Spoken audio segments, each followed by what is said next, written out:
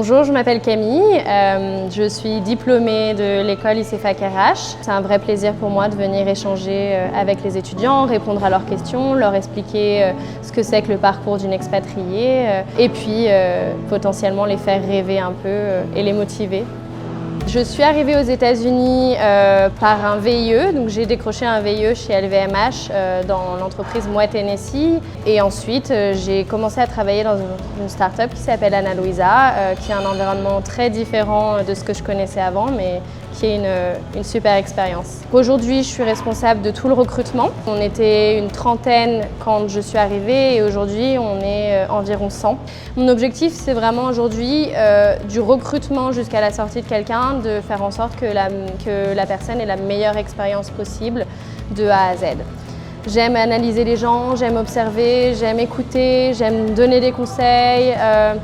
Et puis, c'est ce qui m'a guidée jusqu'à faire une licence ressources humaines. Je l'ai faite en alternance aussi et donc ça a renforcé mon idée sur le fait que les ressources humaines, c'était vraiment ce pourquoi j'étais faite. Et c'est ce qui m'a guidée ensuite à faire le master RH et à continuer dans cette direction. Je vois des différences en ce qui concerne le travail aux États-Unis et le travail en France ou en Europe.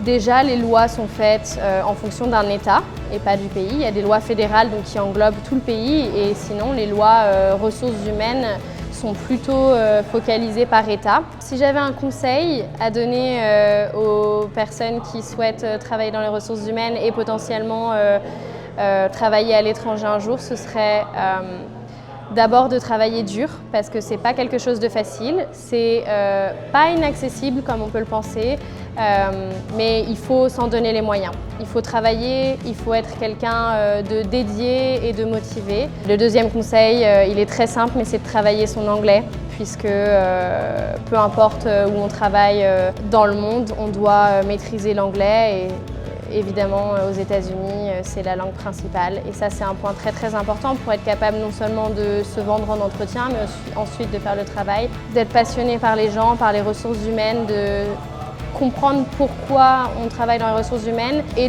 d'être curieux, de se cultiver sur ce que ça veut dire les ressources humaines à l'étranger, ce que ça veut dire les ressources humaines en France.